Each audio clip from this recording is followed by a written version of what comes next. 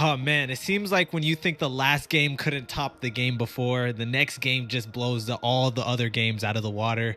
This Clippers Nuggets series, honestly, the reason I had it go to 7 games is because of this game specifically. I keep referencing the video I made last week about how this playoffs could arguably be the best first round that we've seen in playoff history.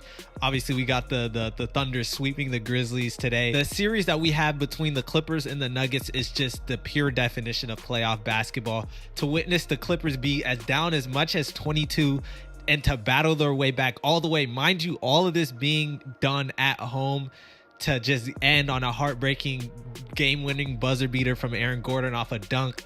It's just, man, that's just playoff basketball right there. But in my eyes, in the second half, this was the Clippers' game to win. Like I said, you're down 22 at home. You battle back, go on a 30-9 run after switching to a zone. The Nuggets couldn't buy a basket in the end.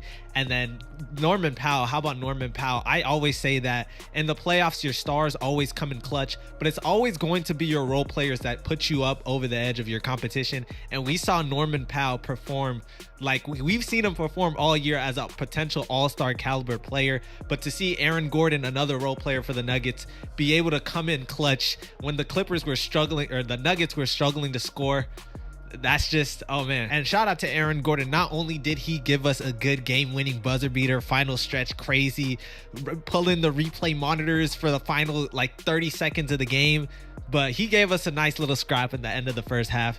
It's always just fun to see a heightened environment, and this is why I say that this series is going to go to 7 games. And I do have the Clippers still winning this series. I know there's that saying that the series doesn't start until a road team wins a game. And when you have a series like this where it can go to 7 games, it's going to be a matter of time before both road teams win a game. Obviously, the Nuggets regain home court advantage after stealing game 4 on the road, and it's pretty much an even series now. I feel like both teams are coming into game 5 in Denver as the series is all tied up. And we saw the first 2 games in Denver be such a close competitive battle that it can honestly, this series is so up for grabs, and it's going to be so fun to watch this. But the scary thing about this is that whoever wins this series is going to be seeing a rested, healthy OKC Thunder in the second round. And if you're exerting all this energy in a tough series, it's going to be hard to be able to maintain this in the next round. But we're looking so far ahead of this. This is going to be such an entertaining next couple of games for the Clippers and the Nuggets. And the reason why I do have the Clippers over the Nuggets in this series is because of how we saw the fourth quarter play. Obviously, the Nuggets, you're safe, you won the game. But that final stretch where you allow the Clippers to go on a 30-9 run, Jamal Murray had really struggled despite having, 13 points.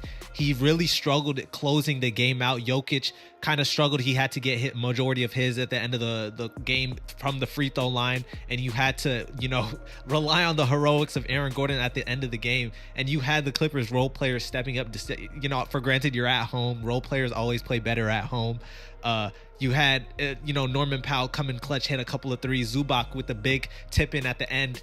But man, I think this is why I believe the Clippers team will get it done. They might steal game 5 in Denver and then close out the series at home, or it'll go to game 7 at Denver and the Clippers are able to steal that. But man, this game was just so fun and so entertaining to watch. Jokic in pure MVP form, of course. Kawhi Leonard and James Harden having an equal, balanced performance from the duo that we know them to be. But this is just like, honestly, the Rockets and the Warriors game is going on right now. At this particular moment right now, I could not really care about that game right now. I think the Rockets are up 41-30 in Golden State. It'll be fun to watch how this game ends out, and I'm hoping this game 4 can be a trend for the rest of the playoffs. But man, we have for the game 4 is coming up. We have the Knicks and Detroit. After that game 3, we saw Detroit really battle back in the fourth quarter. The Pacers and the Bucks kind of picking up momentum off a big game from Gary Trent Jr. The Lakers, Luka was, under the weather or whatever, and they dropped a game, but I think they'll be able to come back in game 4 and steal one on the road. The Magic taking a game against Boston in game 3. I think, like I said, this first round has just been so entertaining to watch. Meanwhile, you got OKC just sitting back, relaxing. But man, I just had to get my instant reactions out there. Such a very fun game 3 to watch, and it's just going to be more great playoff basketball to come in the next few days.